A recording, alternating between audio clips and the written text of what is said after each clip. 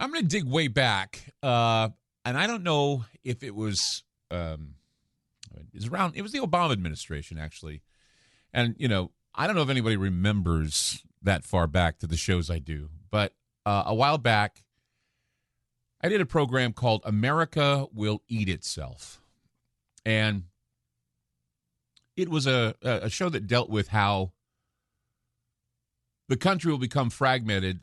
And soon it will be difficult to hold an independent thought or crack a joke without being asked to go on an apology tour or face being made into an unperson. We talked about what unpersons were. It was a Soviet tactic to basically remove people who said things bad against the government. And, of course, Orwell talked about it in 1984, his Orwellian concept, talking about the show trials. He said that, it's the idea that show trials were once used in the Soviet Union to humiliate people that didn't, want to support the leadership. They went against the grain, or they made some sort of off-color joke about the leadership, and they ended up disappearing. And this happened in South America, too, that if you were a comedian or a writer or a journalist and you made some comment against the government or a comment against the church, you were basically either told to leave, you'd exile to Canada or someplace else, or they would come to your house at 3 in the morning on a Saturday night, drug you and throw you into the Riachuelo, throw you into the river, or throw you into the areas near the docks, and you'd be eaten by sharks.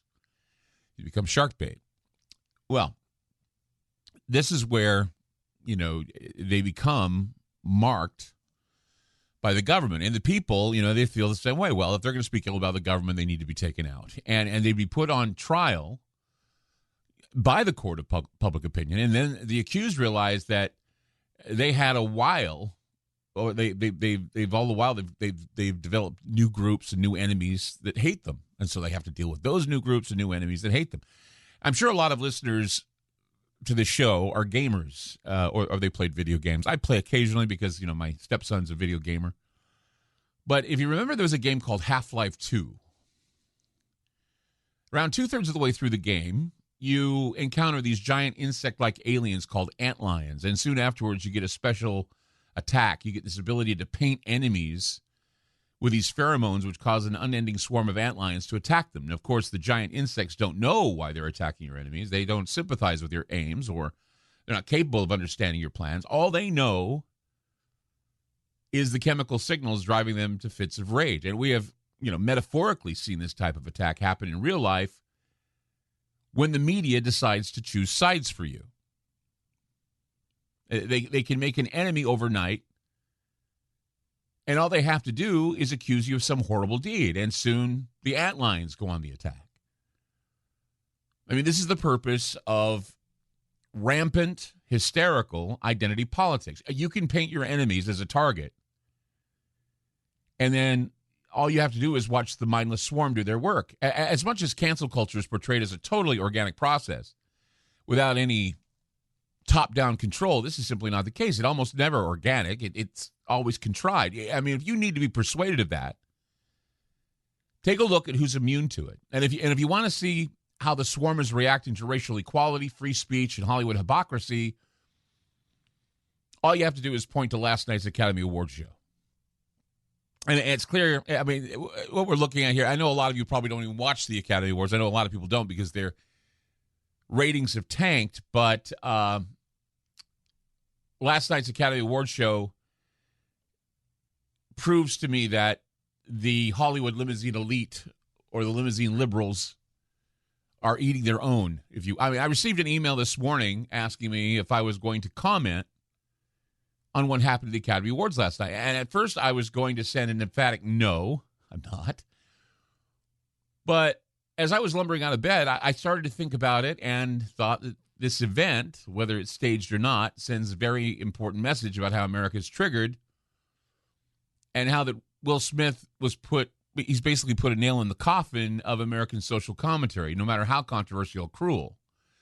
For those of you that don't know, last night, the Academy Awards, they're calling it the slap heard around the world. It's been water cooler talk all over the office today, and it's become a strange distraction from the reports about Ukraine. Last night, during the Academy Awards, Will Smith assaulted comedian Chris Rock on live TV.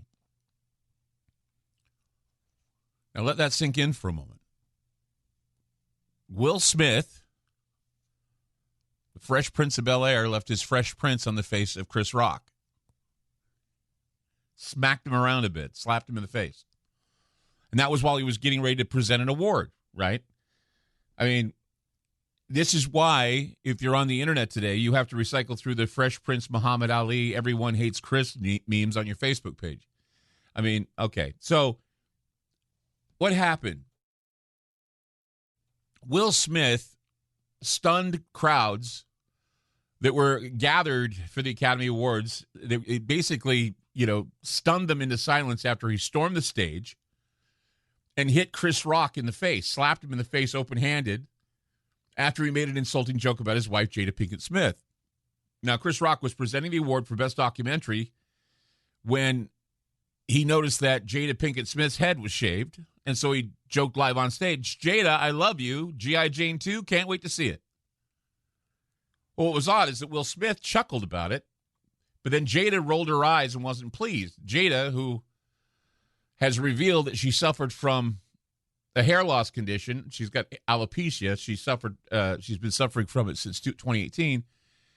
She rolled her eyes at the joke and looked upset, which appeared to prompt Will into action. He walked toward the stage, and Chris Rock was smiling, not expecting him to walk up and slap him in the face. He looked shocked, and then Chris Rock said, "Will Smith just slapped the you-know-what out of me." And that happened last night. But there's a lot more to this that meets the eye, and I'm going to try to tell you about it. Some things that I noticed and some of the things that I'm sure reflect on who we are as a people.